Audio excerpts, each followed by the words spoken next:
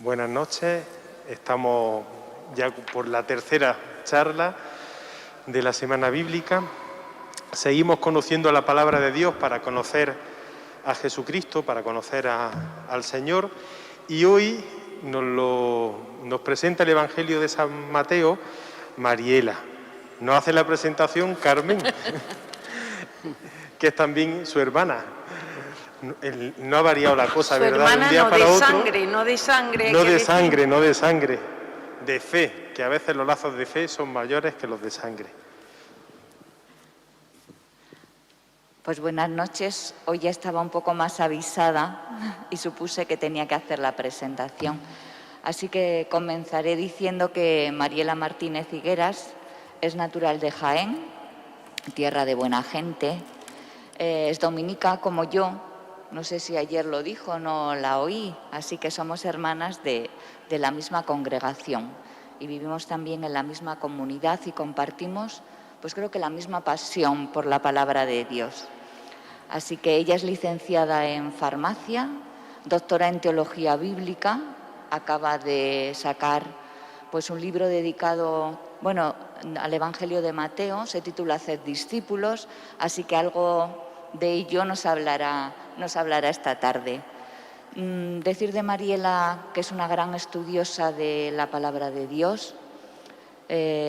No solo la estudia, la reflexiona, la escudriña, ora con ella y en ocasiones como esta y con más frecuencia pues también la predica. Así que vamos a disfrutar de ese Evangelio de Mateo que ella nos va a presentar. Bueno, después de esta presentación casi canto como aquello de las papás Levante, ¿no? Me pongo colorada. Vamos a adentrarnos hoy en el Evangelio de Mateo. Si ayer nos quedamos con sabor del Evangelio de Marcos, con ganas de empezar a leerlo, pues hoy nos vamos a quedar con ganas de leer el de Mateo. Y uno va a decir, pues ahora nos vamos a dar abasto a ver cuál leemos, si el de Marcos, el de Mateo. Pues está bien empezar por el de Marcos, además de que es el más antiguo, el más breve. Encima este año es el Evangelio que se está leyendo en el ciclo litúrgico B, así que empezaremos por Marcos, pero ya vamos a dar las pistas para cuando acabemos Marcos adentrarnos en Mateo. Siempre me llamó la atención que nuestros hermanos, nuestros primeros hermanos, los primeros cristianos, cuando se encontraron con los 4 evangelios no decidieran pues cosas así. Vamos a hacer una síntesis y reducimos los 4 a un evangelio. O vamos a señalar de cada uno a ver qué es lo más destacado y con eso nos quedamos. No, sino que desde el principio en la Iglesia se optó por esa pluralidad de visiones de Jesús, de visiones de la Iglesia. Yo creo que en el fondo, como decía, su sabiduría venía dada porque ellos eran conscientes que la figura de Jesús era imposible, ¿no?, atraparla en una concepción, dejarla circunscrita a una sola visión, y entonces por eso dejaron esa pluralidad. Bueno, yo voy a presentar el Evangelio de Mateo y no puedo pues iniciar esta charla sin decir que Santo Domingo llevaba siempre en el camino, cuando iba a la predicación, el Evangelio de San Mateo y las cartas de San Pablo. Pues vamos a acercarnos a este Evangelio. Hemos repartido un esquema a la gente que está en la iglesia, los que estáis viendo por el canal de YouTube os lo voy a presentar brevemente. Para ello, pues vamos a acercarnos primero al autor y a la fecha más o menos en que se escribe este Evangelio, aunque ya don Antonio Rodríguez Carmona nos apuntó el primer día, ¿no?, algunas claves. Luego veremos algo de esa comunidad, desde dónde y para la cual se escribe este Evangelio, cuáles son sus problemáticas internas y externas, para luego reflexionar sobre qué imagen de Jesús nos presenta el Evangelio, lo que podríamos decir la cristología, ¿verdad?, y qué imagen de iglesia, lo que llamaríamos la eclesiología, nos presenta este Evangelio.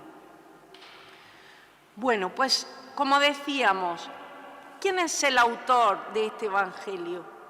Mirad, ya muy pronto, Mari Carmen nos hablaba ayer de Papías, tenemos un testimonio de Eusebio de Cesarea, que transmite precisamente un testimonio de Papías de Hierápolis, compañero de San Policarpo de Esmirna. Y él dice que Mateo, en lengua hebrea, ordenó las sentencias, o lo que podríamos decir, los dichos sobre Jesús. Cuando Papías dice esta realidad, más que en hebreo, se podría decir que sería en arameo, que era la lengua que hablaba Jesús, que se hablaba en la época de Jesús. Un poquito más tarde, en el siglo IV-V, tenemos también un testimonio de Jerónimo, el gran biblista. Dice que Mateo, llamado también Leví, publicano antes de apóstol, fue el primero que compuso un evangelio de Cristo en Judea, con letras y palabras hebreas, dice también, subrayo que sustituimos el hebreo por el arameo. Y dice que ese texto se conserva hasta hoy, hasta esa época, en la biblioteca de Cesarea. Sin embargo, a día de hoy prácticamente casi nadie sostiene que el Evangelio de Mateo lo escribió Mateo, Mateo el publicano. Entonces, ¿quién lo escribió? Pues hacia el año 80 hay alguien que se plantea escribir una catequesis para la comunidad de Antioquía, para su comunidad, para los problemas que tienen, los problemas internos, los problemas externos, los interrogantes, los cuestionamientos, las dificultades en la vivencia de su fe. Y ese autor está escondido en el Evangelio. Yo no sé si alguna vez, pues, los que estáis aquí o los que estáis por el canal, habéis leído aquellos libros de ¿Dónde está Wally? ¿Dónde está Wally? Era unos cómics con montones de dibujos donde uno tenía que descubrir un dibujito con un sombrero, una bufanda de rayas, muy difícil de encontrar. Pues algo así está escondido el autor del Evangelio en el propio Evangelio. En concreto, claro, ya os lo voy a decir, ya va a ser más fácil, ¿no?, de encontrar.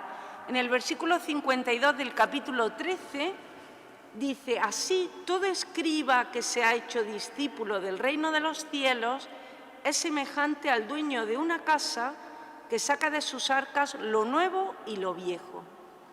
Pues este es el autor del Evangelio de Mateo.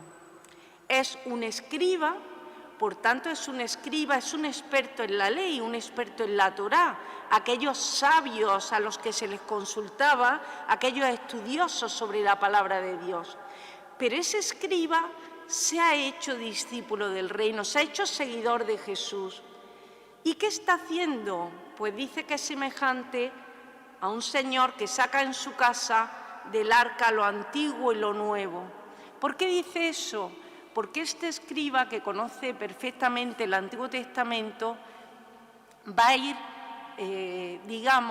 aplicando a Jesús todas esas promesas, va a ir retomando esa ley del Antiguo Testamento y va a ir actualizándolo con una nueva interpretación de Jesús, con una gran novedad.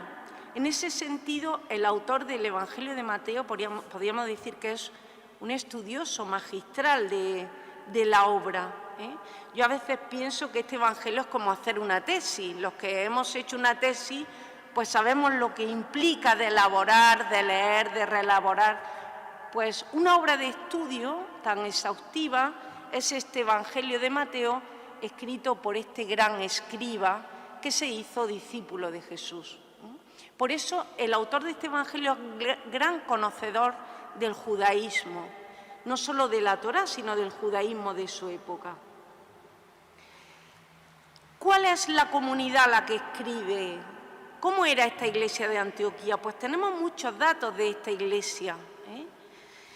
En la primera generación cristiana, porque nos decía don Antonio el primer día que estos escritos de los evangelios son ya de la segunda generación, pero esta comunidad nace muy pronto en la primera generación cristiana. Si nosotros nos vamos al capítulo 11 del libro de los Hechos, se nos dice que fue fundada por judeocristianos helenistas. ¿Quiénes eran los helenistas? Pues se nos habla también en el libro de los Hechos un poquito antes. Eran judíos, judeocristianos de la diáspora que habían vuelto a Jerusalén. Y allí tenían sus propias sinagogas, pero hay una persecución, recordamos entre ellos a Esteban, ¿no?, Y entonces salen de Jerusalén. Pues fundan esta comunidad en Antioquía y pronto se le incorporan los gentiles, los paganos, los no judíos. De hecho, en esta comunidad, en esta ciudad, Antioquía de Siria, la capital de Siria, es donde primero se les empieza a llamar a los discípulos cristianos. Antes se les llamaba nazarenos. Y es también en esta comunidad donde se plantea la problemática que irá luego al Concilio de Jerusalén, ¿no? Bajan allí unos hermanos de Jerusalén y plantean que ahí hay muchos gentiles que no se han circuncidado. Pues si no se han circuncidado no pueden salvarse. Y dice Pablo, ¿pero eso cómo va a ser? Dice Bernabé, ¿cómo va a ser? Vamos a subir a los hermanos, a los apóstoles, a dialogar este tema. ¿Es necesaria la circuncisión para salvarse? Pues aquí es donde surge el conflicto también, en esta comunidad. Y luego ya, pues como decimos, el Evangelio está situado en la segunda generación, donde se ha roto un poquito el equilibrio sociológico. Han venido un montón de judíos de Jerusalén, de Palestina, con la destrucción del templo en el 70, con la destrucción de Jerusalén, y entonces se incrementa mucho en la comunidad pues los judeocristianos. Tenemos que pensar que los primeros cristianos fueron judíos. A veces nosotros pensamos que los judíos eran una cosa y los cristianos otra. No, los primeros cristianos eran judeocristianos. Y eso va a implicar pues, una confrontación con el mundo judío que veremos ahora después. Por eso en esta comunidad, como decíamos, pues va a haber problemáticas internas y externas, como en todas las comunidades. Me imagino que esta parroquia o la Iglesia de Granada, la Iglesia Universal, pues tiene problemáticas externas, pues tiene adversarios, tiene situaciones difíciles, como ahora la pandemia que estamos viviendo, en Granada los terremotos que son un añadido, ¿no? Y luego hay pues problemáticas internas de la comunidad, pues a lo mejor hay grupos que les falta formación, hay otros grupos que han perdido un poquito el fervor en la oración, aparecen divisiones, aparecen pequeñas rencillas, lo normal de la vida humana. Pues ¿qué problemática tenía esta comunidad? Bueno, como digo, ya estamos en la segunda generación cristiana y en esta segunda generación pues se ha perdido, como digo, el equilibrio sociológico, han entrado muchísimos judíos que vienen después de la destrucción de Jerusalén y también han entrado muchos gentiles con poca formación. No habían tenido todavía una catequesis muy profunda. ¿Qué pasa también? Pues que en la segunda generación ya se pierde el fervor primitivo. Eso nos pasa a todos. Cuando empezamos el Adviento, pues todos decimos, este año litúrgico nosotros nos vamos a preparar, vamos a ser personas de oración, personas comprometidas en nuestra comunidad, vamos a estar al servicio de la evangelización. Pero va pasando el tiempo y como que viene Paco con la rebaja y nos vamos relajando, ¿no? Un poquito. Y ya la oración que iba a ser de 1 hora diaria, pues ya vamos por media hora en el mes de enero. Las catequesis que íbamos a dar, que iban a ser preparándolas todas las semanas 2 horas, pues ya vamos preparando 1 hora. Es decir, esa intensidad del primer momento, del fervor primero, disminuye. ¿Y eso qué implica? Pues que aparecen como 2 extremos. Por un lado, para los judíos, pues se concentran en un legalismo.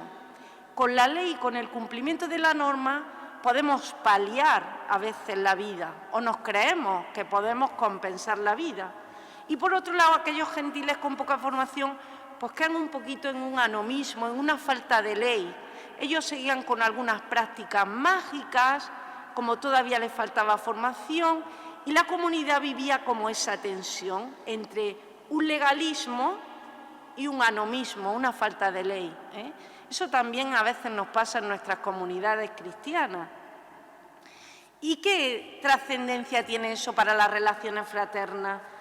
Pues que aparecen las divisiones, empezamos a no entendernos, siempre una baja en la espiritualidad, una baja en el fervor, una baja en el entusiasmo, en el seguimiento de Jesús, pues ¿qué nos provoca? Pues nos va provocando nuestras divisiones internas. Y entonces eso lleva a un ambiente pesimista de la comunidad que se plantea, así como estamos nosotros un poquito, digamos, relajados de más con estas divisiones internas, ¿está el Señor con nosotros o no está el Señor con nosotros?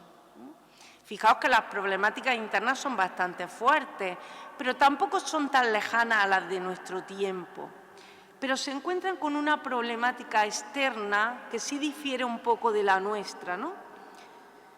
Con la destrucción del templo se produce una serie de judíos, escribas, fariseos, algunos saduceos menos, que marchan aquí a Jamnia o a Yamne, os dejo el mapa ahí, en la costa de Palestina, para reinventar el judaísmo. Claro, el judaísmo había estado centrado totalmente en el templo, se destruye el templo y ahora ¿en qué se centra nuestra praxis? ¿Cómo vivimos nosotros aquellas ofrendas, los holocaustos? Y entonces aparece lo que se llama el toracentrismo, que ya se había desarrollado bastante en el destierro, ¿no? Es decir, el desarrollo de la Torá. Pero claro, la Torá, que dirán los rabinos luego, es inmutable y es para siempre, hay que actualizarla para este momento, después del 70. ¿Quiénes son los verdaderos maestros? ¿Quiénes van a ser los verdaderos intérpretes? Dicen los rabinos de Yamnia, nosotros. Nosotros somos los verdaderos intérpretes. Y además pretenden que el judaísmo se vea desde su perspectiva únicamente. Además de eso, con diríamos, el segundo rabí importante que aparece, que es Gamaliel II, va a aparecer, os voy a decir una palabreja, ¿no? La llamada Birkat Jaminim. Había una oración de 18 bendiciones que rezaban los judíos, llamada la Shemoneh Esrei, y en esa bendición introducen una maldición para los herejes. Esa maldición es esa Birkat Jaminim, donde al llegar a esa bendición había que enunciar la maldición contra los herejes.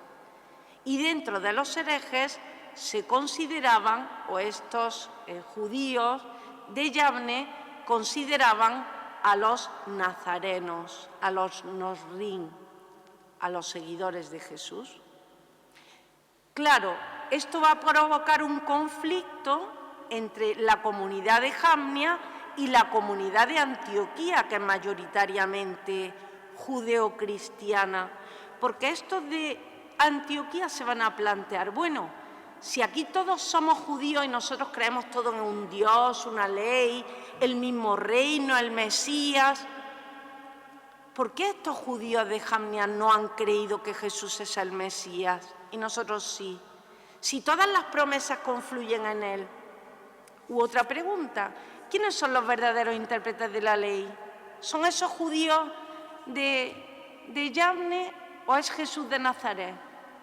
¿O quién es el verdadero heredero de las promesas? ¿Son esos judíos que están en torno a estos rabinos de Yavne o son los seguidores de Jesús de Nazaret? Fijaos que las preguntas son complejas y son muy profundas, y eso va a hacer tanto las problemáticas internas como las externas que el Evangelio vaya respondiendo a ellas. ¿Cómo va a responder a la problemática externa? Lo vamos a desarrollar ahora después, pero ya lo apunto. Pues lo primero diciendo que Jesús es el único y el verdadero Maestro, no hay otro. Ni siquiera los discípulos, ni los apóstoles, ni los de Jamnia, nadie van a ser maestros, solo Jesús. Además, se le considera el único intérprete de la ley, por tanto, el único capaz de estar transmitiendo la auténtica voluntad de Dios, la auténtica voluntad del Padre. Y además se identifica a Jesús como el Mesías, un Mesías que ha sido rechazado por estos dirigentes de Jamnia como Mesías de Israel, como liberador de Israel. ¿Y cómo van a responder a la problemática intracomunitaria, aquello de las divisiones, aquello de o un exceso de formalismo o nada de ley? Pues van a presentar todas las facetas del tesoro. Fijaos que aquí es donde tenemos la preciosa parábola del tesoro escondido, en el capítulo 13. Cuando uno encuentra el tesoro, ¿qué hace? Vende todo. ¿Por qué? Porque lo demás ya no le interesa. Lo que más le interesa es ese tesoro. Eso se convierte en su propósito de vida. Bueno, pues todas esas facetas ligadas al tesoro, Dios, Jesús, el reino y la fraternidad, ¿qué es lo que generan? Pues generan una manera de actuar, generan una ética que es del gozo, no es legalista, es una ética gozosa. Por eso se va a ir viviendo esa ética que no es ni más ni menos que la palabra de Jesús que ha interpretado la Torá. Hay que actuar, hay que vivir, hay que dar obras, dirá Mateo, por sus obras conoceréis el fruto, el árbol bueno da frutos buenos. Pero ¿dónde está la clave? En el fruto. La clave está en el árbol, en la savia que tenga el árbol. Entonces, la ética que proclama Mateo no va a ser tanto una ética de esfuerzo, de puños, que en otros tiempos en la Iglesia yo no la conocí, pero algunos que estáis aquí a lo mejor sí, una ética de conquista, de mucho esfuerzo. No, la ética que proclama Mateo va a ser una ética que brota de disfrutar el tesoro. Es que no puedo vivir de otra manera cuando yo he conocido el seguimiento de Jesús, cuando yo me he hecho discípula del reino, cuando yo vivo la fraternidad. Todos esos temas los vamos a ver ahora desglosados en la teología de Mateo. Por eso nos vamos a acercar ahora a qué imagen de Jesús nos presenta este evangelista, o cuál es la cristología. Mateo va a tener dos hilos que se van a ir tejiendo a lo largo de todo el Evangelio como un buen tapiz, que es la cristología y la eclesiología. Por supuesto, siempre la eclesiología apoyada en la cristología, pero van a ir de la mano y muy desarrolladas ambas. Y nos vamos a encontrar con un Jesús con cuatro perspectivas: un Jesús Mesías, un Jesús Señor, un Jesús Maestro y un Jesús Dios con nosotros. Vamos a ver cada uno de ellos. En primer lugar, un Jesús Mesías. Para esto tenemos que remontarnos al Antiguo Testamento, para entender bien la figura del Mesías. Nosotros, cristianos del siglo XXI, a veces decimos Jesús es el Mesías, pero no terminamos de entender muy bien qué hay detrás de toda esta realidad, ¿no? Porque en el fondo lo que está detrás es una promesa del Antiguo Testamento.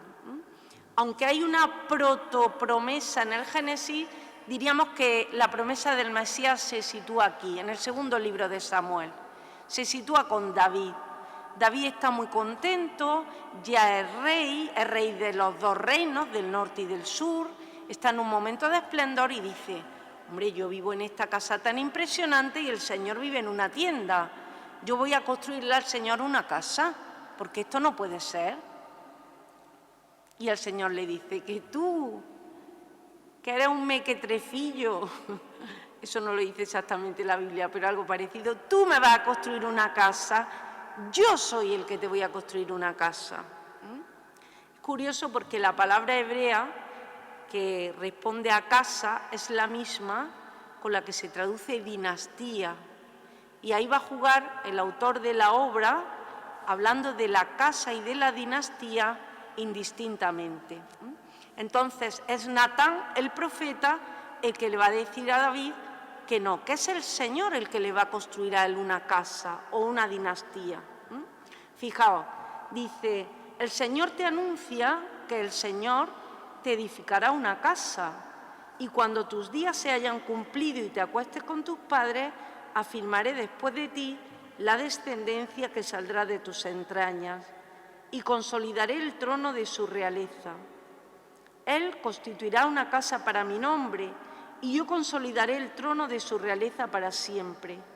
Yo seré para él padre, y él será para mí hijo. Si hace mal, le castigaré con vara de hombres y con golpe de hombres, pero no apartaré de él mi amor, como lo aparté de Saúl, a quien quité de delante de mí. Tu casa y tu reino permanecerán para siempre ante mí, tu trono estará firme eternamente. Fijaos, el Señor le promete un descendiente, por tanto de su casa, de su dinastía, con una vinculación especial con Él, y ese descendiente luego se va a ir desarrollando a lo largo de toda la teología del Antiguo Testamento, con lo cual ese Mesías va a aparecer como un libertador, como un salvador de su pueblo, que en el fondo era la misión también que tenía el rey.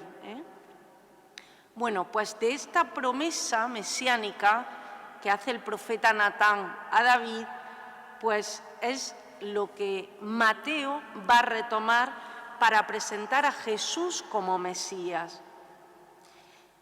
Por tanto, lo que está haciendo es, digamos, confrontando con aquella problemática externa que tiene con esa comunidad de los judíos de Jamnia.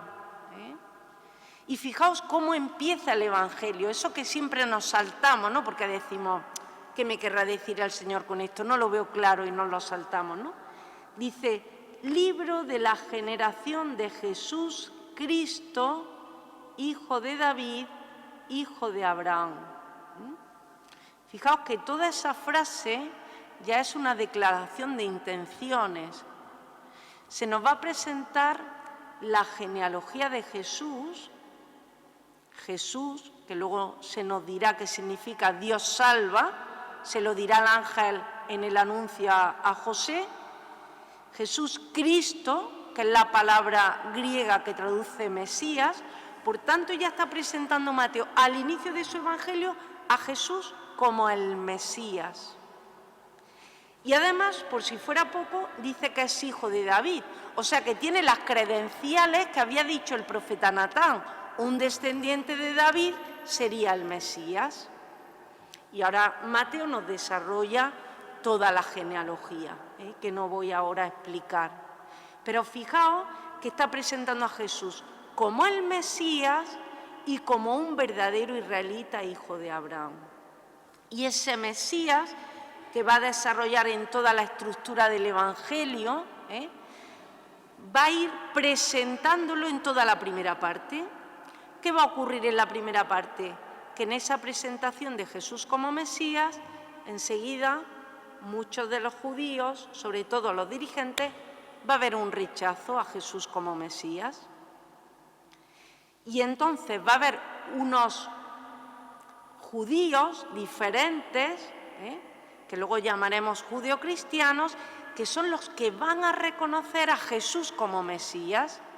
Y toda la segunda parte del Evangelio nos va a ir presentando cómo Jesús enseña a estos discípulos suyos, que nosotros hemos llamado judeocristianos, y que lo han aceptado como Mesías, toda la enseñanza del reino. Por eso Mateo, aquel escriba que saca lo viejo y lo nuevo y que va a ir aplicando todas las promesas del Antiguo Testamento en Jesús, ya desde el inicio, os he puesto aquí los textos en el Evangelio de la Infancia, ya en el Evangelio de la Infancia va a tener ese empeño de ir presentando cómo en la concepción de Jesús se cumplen las promesas, en este caso la de Isaías, una doncella, la leeremos después, cómo Jesús nace en Belén según la promesa de Miqueas, cómo va a Egipto según la promesa de Oseas, de Egipto llame a mi hijo, o esa promesa de Jeremías de los inocentes. Todo el empeño de Mateo es presentar que en Jesús se ha cumplido el Antiguo Testamento. Por eso aparece Jesús como el cumplimiento de aquellas promesas mesiánicas.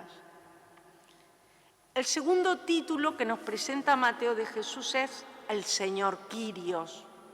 Esto para los judíos era un escándalo, porque Señor es el nombre que se le da a Dios en los 70, en la Biblia de los 70, en la Biblia escrita en griego, Kyrios. Entonces, dar a Jesús el nombre de Dios era como romper el monoteísmo judío. Si nosotros creemos en un Dios, ¿cómo vamos a aplicar el nombre de Dios ahora aquí a un hombre? Pero Mateo lo está haciendo con toda su intencionalidad, porque está diciendo que Jesús es Dios. Fijaos que ese título solo se van a dirigir a Jesús con él, ¿quién? Sus discípulos, los que le piden ayuda, los que lo miran bien. Sus adversarios nunca le van a llamar Señor, porque era un escándalo para los judíos. En el fondo, ¿qué nos está presentando aquí Mateo? Pues esta imagen ya de Jesús resucitado, porque hay que recordar que cuando se escribe el Evangelio en el año 80, Jesús ya ha resucitado, y ese Jesús resucitado, Señor de la historia, lo retrotrae desde el principio a todo el Evangelio.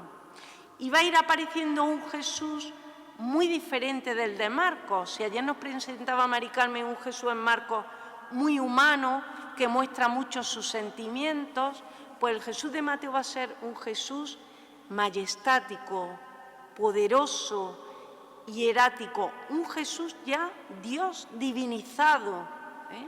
Fijaos hasta qué punto que cuando Marcos, cuando hace esa toma de Marcos que hace Mateo, y aparecen esos sentimientos de Jesús que no lo dejan muy bien, Mateo lo elimina, porque quiere mostrar esa imagen de Jesús Señor, de Jesús Dios. Por ejemplo, en la curación del leproso dice: encolerizado extendió su mano, le tocó y dijo: quiero, queda limpio. Y al instante le desapareció la lepra y quedó limpio. Fijaos en Mateo, dice, él extendió la mano, ha eliminado lo del encolerizado de Jesús. O cuando se enfada con los discípulos, porque no dejan que los niños se acerquen a él, dice: mas Jesús al ver esto se enfadó y les dijo. Mateo omite el se enfadó, porque la imagen que quiere poner de Jesús es de Señor. Incluso aparece ante él una palabra, que es una palabra griega, proskineo, que significa postrarse. Hay muchos momentos en la vida terrena de Jesús que se postran ante él. Fijaos que acabamos de celebrar los magos, ¿verdad? La fiesta de la Epifanía. Los magos se postran y le adoran. O las mujeres cuando lo encuentran a la salida del sepulcro vacío, dice que lo adoraron. O los discípulos, al final, cuando aparece Jesús resucitado, también dice que se postran y lo adoran. Esa imagen de Jesús Señor, de Jesús resucitado, de Jesús Dios. También aparece una imagen de Jesús Maestro. Claro, si los de Jamnia se creían que ellos eran los verdaderos maestros, va a decir Mateo, no. El verdadero maestro y el único es Jesús. Por eso dice, les enseñaba como quien tiene autoridad y no como sus escribas, no como aquellos expertos en la ley. O aquel texto donde aparece muy bien esa confrontación entre la comunidad de Antioquía y la de Yavne. Vosotros, en cambio, no os dejéis llamar rabí, porque uno solo es vuestro maestro y vosotros sois todos hermanos.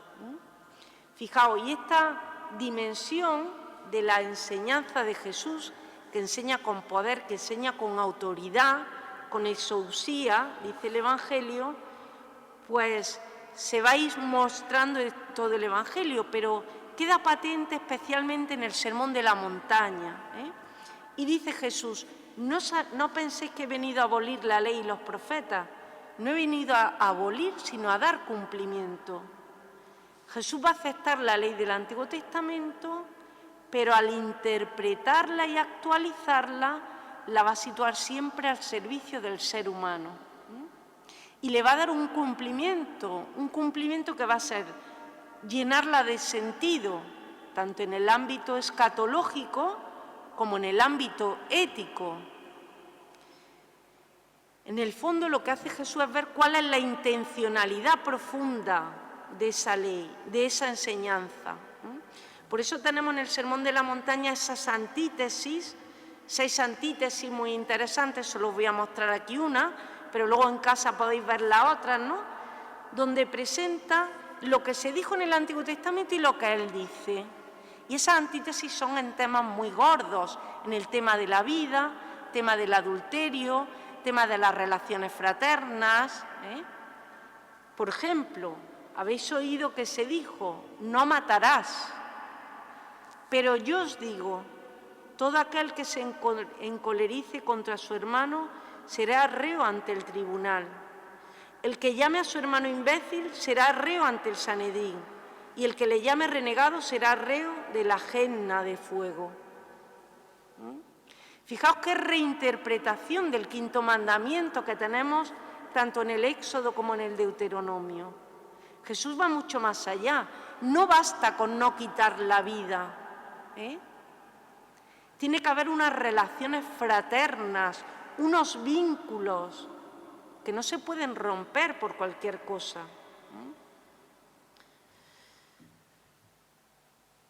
Bueno, y por último, Jesús es el Emmanuel, el Dios con nosotros. Yo decía que esa comunidad se plantea, nosotros que estamos ya un poquito de vuelta, ¿no?, que hemos bajado nuestro fervor inicial, encima tenemos nuestras divisiones, estamos en conflicto con los de Jamnia. ¿Está el Señor con nosotros o no está el Señor con nosotros?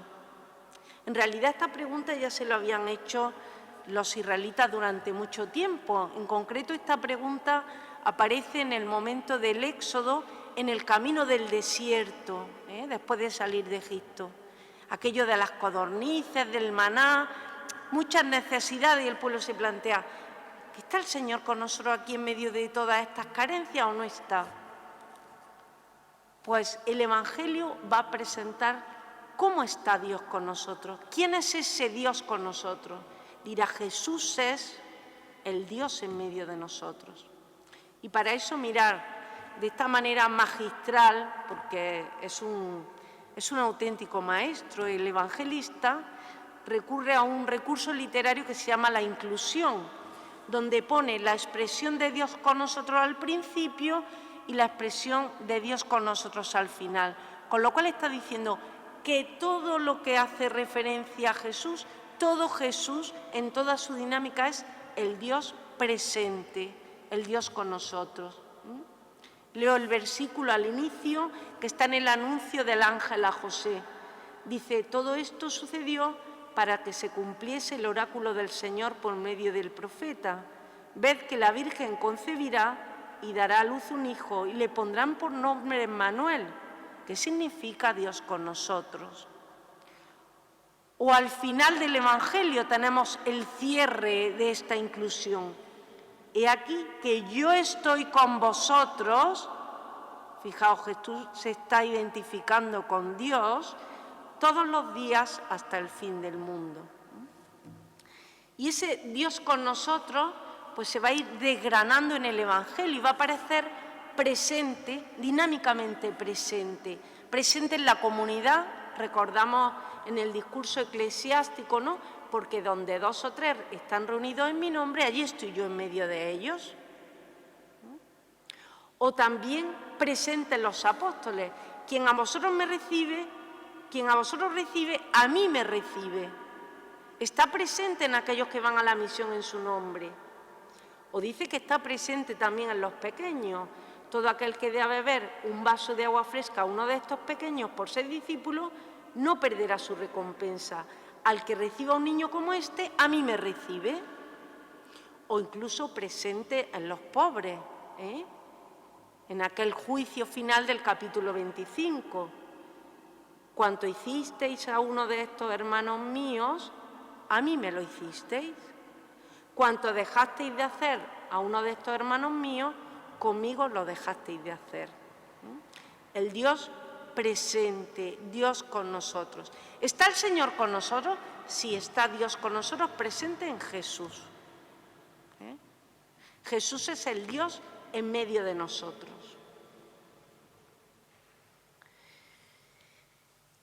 Y Mateo va a presentar también pues ese otro hilo que yo decía, que es la Iglesia, la eclesiología.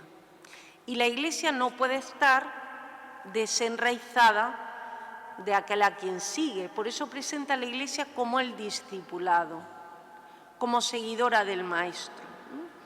Curiosamente, el Evangelio de Mateo es el Evangelio más eclesial, es el Evangelio eclesial por antonomasia. ¿Por qué? Primero, porque es el único que tiene la palabra eclesia. Por 3 veces encontramos esa palabra. 2 veces cuando habla de la iglesia local. Fijaos, estamos en el contexto de la corrección fraterna y dice: si les desoye a ellos, díselo a la eclesía, y si hasta la eclesía desoye, sea para ti como el gentil y el publicano. Eclesía refiriéndose a la comunidad local, como esta, la parroquia de aquí de San Agustín y San Juan de Letrán, ¿no?, que son hermanas. Pero también se refiere a la iglesia como la iglesia universal, la iglesia, diríamos, la iglesia entera de Jesús, ¿no? Cuando le dice a Pedro, tú eres Pedro y sobre esta piedra edificaré mi iglesia, mi eclesía. Es el único evangelista que utiliza esta palabra. Pero además, la iglesia, como decía yo, está desgranándose en toda la estructura del evangelio. Iglesia, que en hebreo se decía cajal, ¿no? Cajal, comunidad cúltica. La iglesia, decía mi maestro, don Antonio Rodríguez Carmona, que es convocatoria, y él nos explicaba en clase, pues es como esa convocatoria que se nos hace a las comunidades de vecinos. Esta noche hay reunión de vecinos, pues se nos invita a la convocatoria. Pues la iglesia es esa convocatoria a recibir el reino. Jesús ha venido a realizar esa última convocatoria. ¿Y a quién le hace esa primera convocatoria? Pues a los que conocían las promesas, conocían el Mesías, conocían a Dios, pues al pueblo de Israel. ¿Pero qué pasa? Que hay muchos dirigentes del pueblo de Israel que rechazan esa convocatoria. Entonces, aquellos judíos y gentiles que aceptan ir a la convocatoria es los que Jesús llama mi iglesia. Y el Evangelio va dejando ver toda esa vida de la iglesia. Y presenta, como digo, la iglesia como un discipulado, hacer discípulos. Este texto que tenemos al final del Evangelio, en el capítulo 28, sin embargo, tendría que estar al principio. ¿Por qué?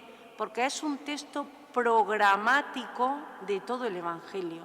Es todo el programa del Evangelio de Mateo. Por su parte, estamos ya, Jesús ha resucitado, van a Galilea, se presenta Jesús en un monte, curiosamente, Lucas lo presentará en Jerusalén, pero Mateo lo presenta en un monte, haciendo referencia a cómo Dios transmite la ley en el monte en el Antiguo Testamento. Por su parte, los 11 discípulos marcharon a Galilea, al monte que Jesús les había indicado, y al verle le adoraron. Algunos, sin embargo, dudaron. Jesús se acercó a ellos y les habló así: me ha sido dado todo poder en el cielo y en la tierra. Id pues y haced discípulos a todas las gentes, bautizándolas en el nombre del Padre, del Hijo y del Espíritu Santo, y enseñándoles a guardar todo lo que yo os he mandado. Y he aquí que yo estoy con vosotros todos los días hasta el fin del mundo. Vamos a explicar un poquito este texto. Fijaos, la iglesia como hacer discípulos.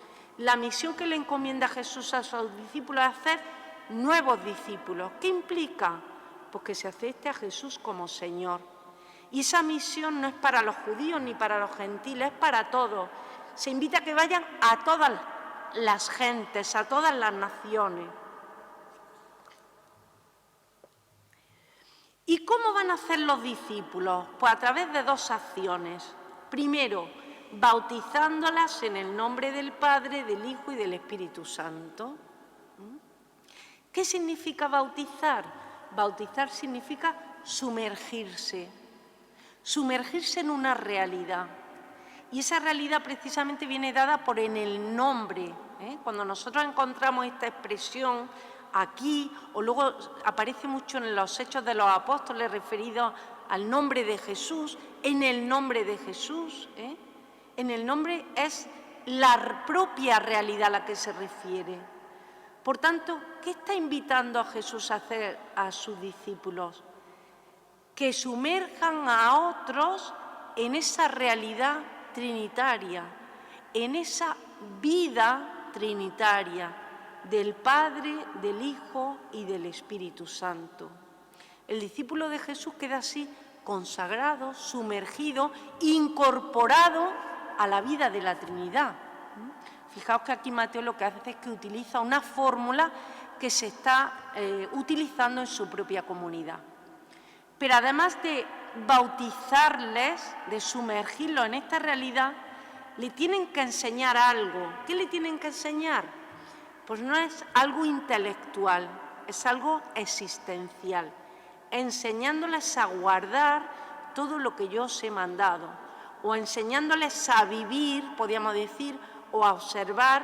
Es decir, no es una enseñanza teórica, es una enseñanza de la praxis, de la ética. Fijaos que Jesús aparece como el maestro que da la verdadera interpretación de la voluntad del Padre. Y el discípulo tiene que vivir de acuerdo a esa palabra de Jesús, en donde se encuentra concentrada la voluntad del Padre. ¿Qué le corresponde al discípulo? Ser transmisor de la palabra de Jesús.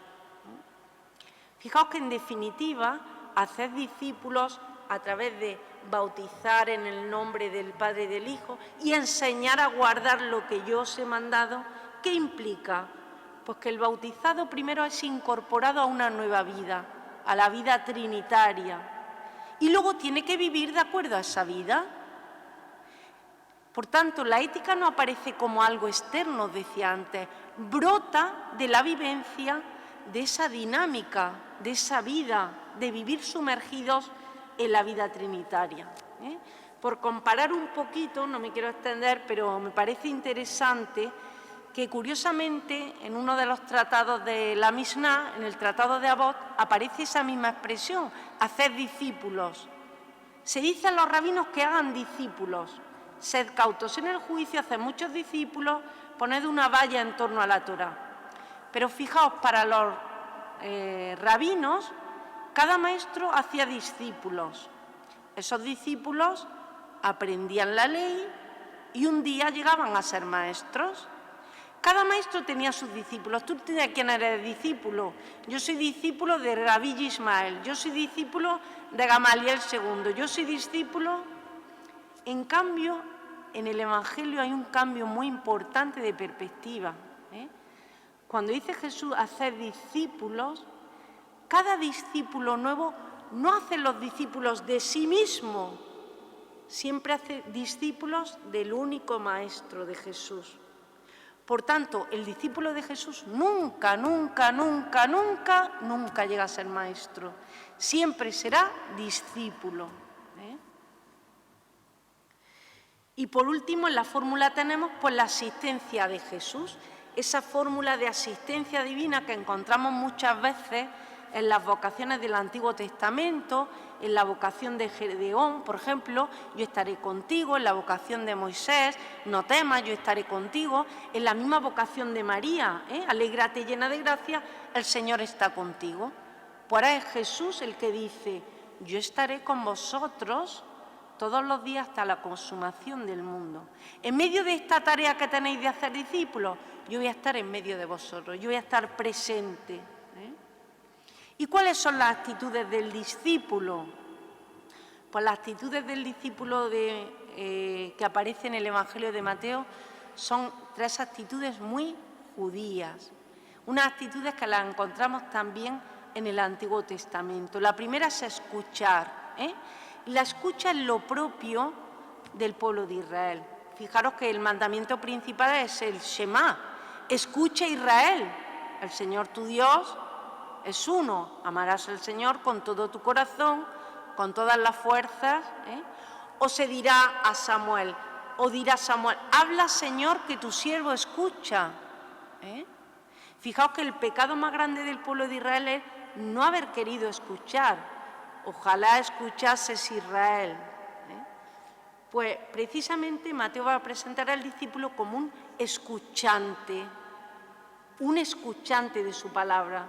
Los discípulos van a ser los escuchantes por excelencia de los 5 discursos que tenemos en Mateo. El de la montaña, el de la misión, el discurso de las parábolas, el de la Iglesia y el escatológico. Y hay muchísimas instrucciones, que no vamos a poner a leer, ahí tenéis la cita, ¿no?, donde Jesús dirige su enseñanza estrictamente a los discípulos. Jesús aparece como los que escuchan activamente, escuchan y acogen, diríamos. Pero también son los que comprenden, los que captan. Nos lo leía, hoy leíamos el Evangelio de Marcos, esta parábola del sembrador. Pues en el caso de Mateo termina diciendo que el que fue sembrado en tierra buena es el que oye la palabra y la entiende. O les pregunta a Jesús, ¿habéis comprendido todo esto?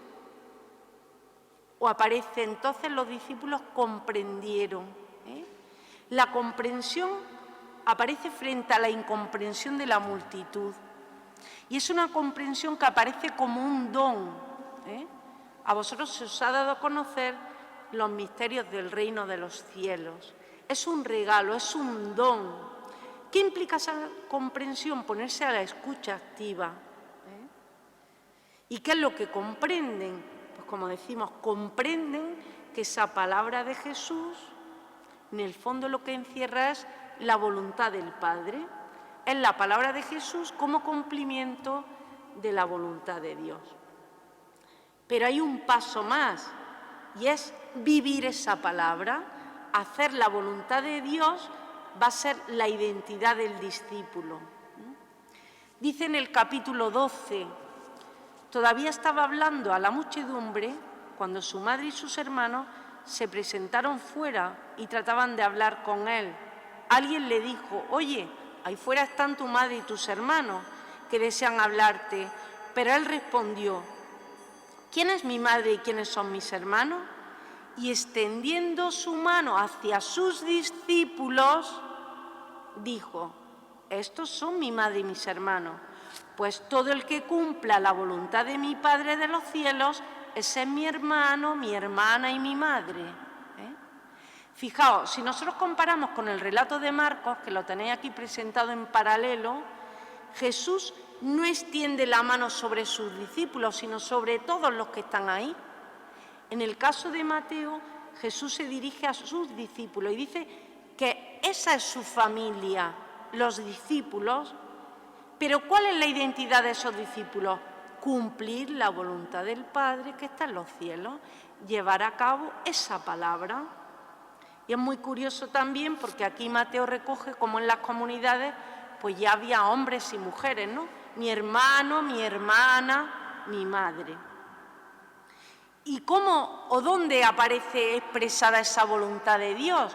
Porque es verdad que estaba en el Antiguo Testamento, pero ya hemos ido diciendo a lo largo de esta reflexión, Jesús es el auténtico intérprete para hoy de esa voluntad de Dios. Por eso dirá Jesús, todo el que oiga estas palabras mías y las ponga en práctica, será como el hombre prudente que edificó su casa sobre roca. Ahora que estamos en tiempos de terremotos, esto viene muy bien, ¿no? Cayó la lluvia, vinieron los torrentes, soplaron los vientos y embistieron contra aquella casa, pero no se cayó, porque estaba cimentada sobre roca. ¿Qué es lo que le daba la cimentación sobre la roca? El vivir esas palabras. Porque fijaos, dice, el que escucha estas palabras y no las pone en práctica, cuando vengan todas esas realidades, como está cimentada sobre arena, caerá a la casa. Por tanto, cumplir la voluntad del Padre expresada en Jesús. Ya a modo de conclusión, que nos está sonando el reloj, ¿no? Cogemos un relato en el capítulo 8, dice que Jesús subió a la barca y sus discípulos lo siguieron. En esto se produjo una tempestad tan fuerte que la barca desaparecía entre las olas, él dormía. Se acercaron y lo despertaron gritándole, «Señor, sálvanos que perecemos». Él les dice, «¿Por qué tenéis miedo, hombres de poca fe?». Se puso en pie, increpó a los vientos y al mar y vino una gran calma. Los hombres se decían asombrados, «¿Quién es este que hasta el viento y el mar le obedecen?». Fijaos, este texto puede ser paradigmático para el tiempo en que vivimos nosotros, ¿no? Un tiempo en medio de las dificultades, que a veces podemos creer que el Señor está dormido, que el Señor está ausente, y hay que superar esa poca fe de la que les acusa el Señor a los discípulos, ¿no? Dice una palabra griega que a mí me gusta mucho, ¿no? Oligopistoi, parece un insulto, ¿eh? Poca fe. Y hay que aumentar esa confianza en la presencia dinámica de Jesús en la Iglesia. Esa fe en el Dios con nosotros en medio de estas dificultades. Fijaos que estamos en un tiempo que hemos empezado enero, ¿no? Hay muchos memes y muchos chistes por ahí, pandemias, asalto al Capitolio, terremotos, ¿eh? Pues en medio de tantas dificultades, de mucha enfermedad, mucha muerte, que con dolor estamos asistiendo a ella, pues tenemos que reconocer la presencia de Dios con nosotros en la persona de Jesús resucitado. Pero quiero terminar, puesto que la conferenciante hoy es una mujer, voy a hacer un guiño a una mujer en el Evangelio de Mateo. Y es que al Evangelio de Mateo a veces se le ha achacado de ser un evangelio muy conservador. Y fijaos que frente a este texto de unos hombres israelitas, que se les dice que tienen poca fe, Mateo va a presentar el texto de una mujer sirofenicia, por tanto es una pagana. Aquella mujer, recordáis, que tiene una hija que le dice el Señor que la cure, y le dice el Señor, no, yo tengo que dedicarme a las ovejas perdidas de Israel. Pero Señor, los perrillos, las migajas, que no se puede, pero los perrillos, las migajas también se las comen de debajo de la mesa, ¿eh? Pues a esa mujer, una mujer pagana, una mujer que es mujer, por tanto tiene ese hándicap en aquella sociedad, ¿no? Jesús le va a decir, mujer, qué grande es tu fe, ¿eh? Fijaos esa contraposición que nos hace Mateo, ¿eh? Bueno, yo creo que en esta tarde podemos pues recuperar esta imagen de Dios con nosotros presente en nuestra comunidad, en medio, como decía, de tantas dificultades externas y también las internas, que a veces no las pronunciamos, ¿no? Pero que cada uno en su comunidad, en su casa, pues sabrá los pequeños problemas, las pequeñas divisiones, los pequeños conflictos dentro de nuestras iglesias locales, ¿eh? Ojalá que este Evangelio de Mateo pues nos ayude a iluminar todas esas realidades, porque en el fondo eso es lo que pretende la palabra, ¿no? Entre las muchas funciones, una es iluminar los acontecimientos que vivimos y otra es interpelarnos, tirarnos un poquito de la oreja a veces cuando nosotros también nos dormimos y relajamos demasiado nuestra vida de fe. Bueno, aquí os dejo algunos libros sobre el Evangelio de Mateo que yo creo que pueden sernos muy útiles e incrementar esa ansia de saber sobre este magnífico Evangelio. Muchas gracias.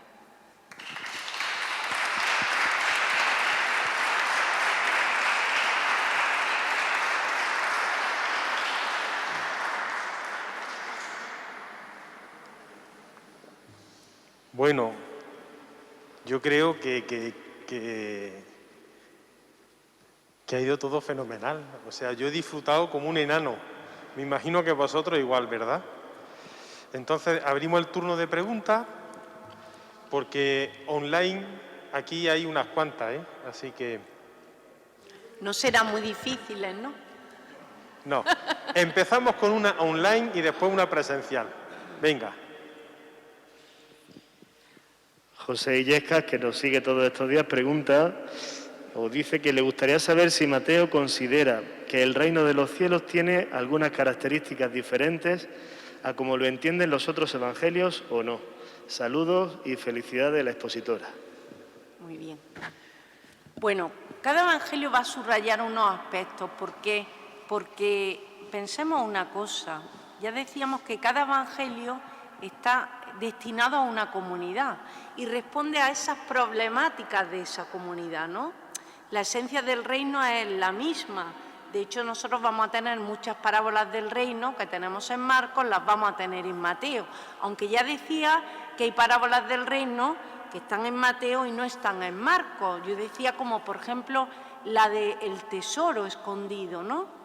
La parábola del tesoro y de la red que tenemos en el capítulo 13, no la encontramos nada más que en Mateo, va a ser exclusiva de ellos, ¿no? Entonces nos va a presentar ese tesoro como el reino, como ese tesoro, yo decía antes, por el que merece la pena dar todo, pero no porque uno haga la renuncia, no se trata de renunciar, se trata que uno encuentra esa grandiosidad, ese algo que llena tantísimo tu vida que lo demás ya se convierte en basura, como decía Pablo, ¿no? Entonces, aunque las características son las mismas, va a tener algunas peculiaridades. Y luego ya él mismo en la pregunta ha apuntado una peculiaridad, que es el nombre, ¿eh? Mientras nosotros encontramos en Marcos el nombre del reino de Dios, o en Lucas, Mateo, como buen judío, porque es un escriba judeo-cristiano, no va a nombrar el nombre de Dios. Entonces lo que utiliza es el lugar supuestamente donde Dios se encuentra. Por eso en Mateo siempre se habla del reino de los cielos, ¿eh? ¿Una pregunta? Sí, perdone, yo no sé si sabré hacer la pregunta. Mi pregunta es que en los primeros tiempos donde están formándose las primeras iglesias y tiene esa controversia de que si uno es discípulo de este, del otro y tal y que cual, ¿cómo llegan a una unidad a una unidad de solucionar toda aquella controversia que tienen en principio? No bueno, sé si... es que esa pregunta casi la podéis responder vosotros, porque todas las controversias las hemos resuelto ya en la Iglesia, hemos resuelto todas las controversias, continuamente hay controversias nuevas, ¿no? Saca el Papa Francisco la Fratelli Tutti, hay gente que dice de la Iglesia, hay que encíclica más buena porque esta fraternidad, llamar a la humanidad fraternidad. Hay otra parte de la Iglesia que dice, uy, esta encíclica del Papa parece que no es muy teológica, que es demasiado pastoral, o sea, en el fondo las controversias de la Iglesia se van resolviendo las de cada momento. Ellos resolvieron sus conflictos de aquel momento, ¿no? Tanto los internos como los externos. Pero nosotros tenemos que resolver nuestros conflictos hoy. ¿Qué pasa? Que el Evangelio se convierte en nosotros en luz, como decía, para resolver los conflictos actuales, ¿no? Por eso, en el fondo, esa función de actualización de la palabra siempre hay que realizarla, ¿eh? Ya os decía yo que dicen los rabinos que la Torá es para siempre, pero hay que actualizarla en cada época, en cada situación. Esa es una actitud que se llama actitud erásica, que la hacen los evangelistas, en concreto Mateo lo hace muchísimo, pero es que nosotros en el siglo XXI también tenemos que actualizar esa palabra para nuestras dificultades, para nuestros conflictos, para nuestras problemáticas, porque todo no está en la palabra de Dios, pero sí podemos tener luz para iluminar nuevas situaciones. La palabra de Dios no nos dice, como decía Francisco en la Eucaristía, cómo manejamos las redes o no manejamos las redes, pero tenemos claves para ver cómo podemos manejar las redes, ¿no? Si nos estamos desviando a lo mejor de la utilidad que queremos darle a las redes o se nos están convirtiendo pues en un aumento de nuestro ego, ¿no?, que apuntaba él al principio. Bueno, en el fondo esa es la tarea siempre de la comunidad cristiana y de la comunidad humana, ir resolviendo los conflictos, ¿eh? Uno piensa, nosotros sospechábamos hace un año que íbamos a vivir este momento de pandemia, nos parecía que nosotros europeos, españoles, en el siglo XXI imposible, eso eran cosas del siglo XIX, de principios del XX o de otros continentes. ¿Y qué hemos tenido que hacer? Pues todos ponernos a ver cómo resolvemos, los políticos, no vamos a hablar mucho de ellos, nosotros lo que podemos, ¿eh? Es decir, la humanidad, las comunidades cristianas siempre van teniendo situaciones nuevas, difíciles, y hay que ir respondiendo. Y eso es lo que nos pide el Señor, que respondamos a nuestro tiempo, no que respondamos hace 50 años, que a veces hay esa tentación. Pues vamos a volver a como se vivía hace 50 años y vamos a hacer unas comunidades cristianas como hace 50 años, porque todos estábamos más resguardaditos éramos muchos, y ahora somos menos. Pero es que el Señor nos pide que en este mundo y en este siglo sigamos haciendo discípulos y ayudando a que gente se incorpore a esa vida trinitaria y enseñándoles a guardar las palabras de Jesús. O sea que esa es nuestra misión de hombres y mujeres del siglo XXI.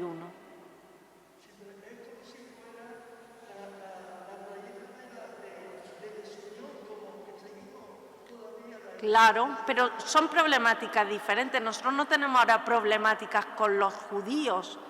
De hecho, pues ahora mismo hay un gran diálogo en la Iglesia con el mundo del judaísmo, ¿no? Hasta tal punto, yo no sé si lo sabéis, que se sacó hace poco una nota de la Comisión de Culto donde se nos invita a los cristianos a no nombrar el nombre de Dios Yahvé, porque los judíos no lo nombran, y decir en su lugar Adonai o al Señor.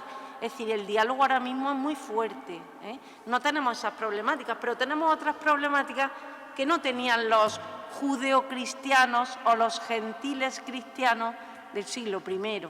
Entonces, la palabra nos ayuda a iluminar nuestras problemáticas y a responder. Hay que hacer un ejercicio de discernimiento.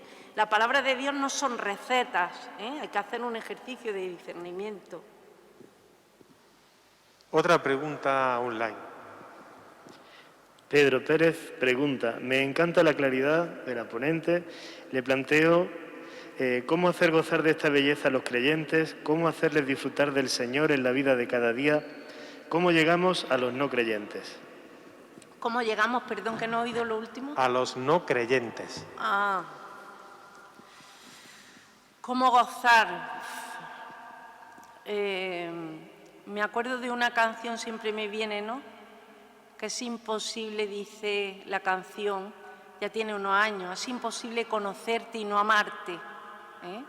Una canción de Cairoi, me ha seducido Señor. Es imposible conocerte y no amarte. ¿Cómo gozar de este tesoro? Pues yo creo que conociendo cada vez más a Jesús. Cuanto más los conozcamos, también lo decía San Agustín, más lo vamos a amar. Nadie ama lo que no conoce. Entonces, empaparnos de su palabra, empaparnos del Evangelio, estudiar, hermanos y hermanas, ¿eh? Yo creo que es muy importante la formación y el estudio.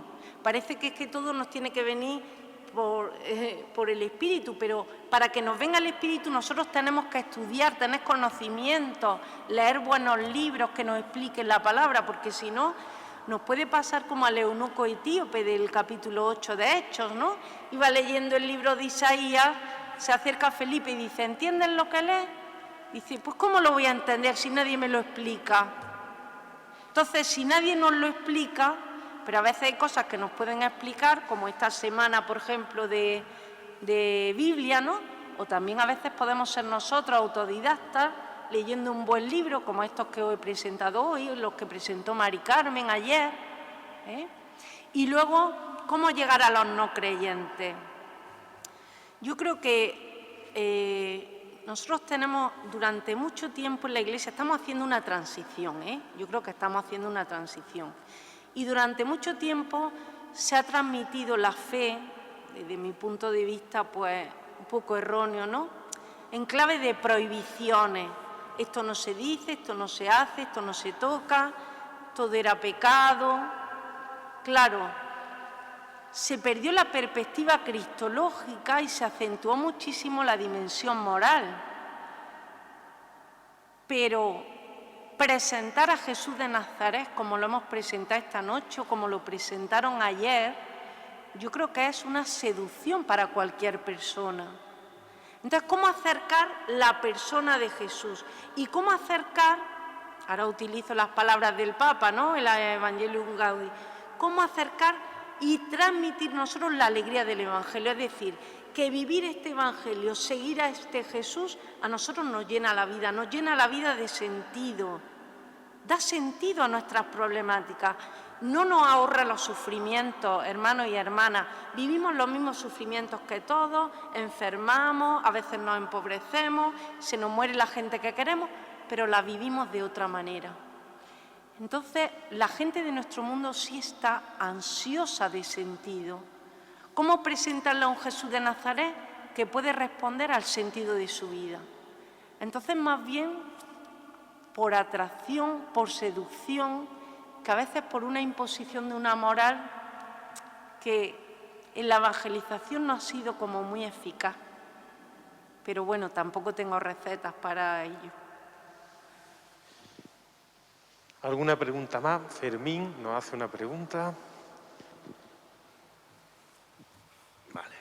Bueno, lo primero, agradecerte tu exposición, que ha sido magnífica, por la claridad, y se nota que eres docente, se nota mucho que eres docente.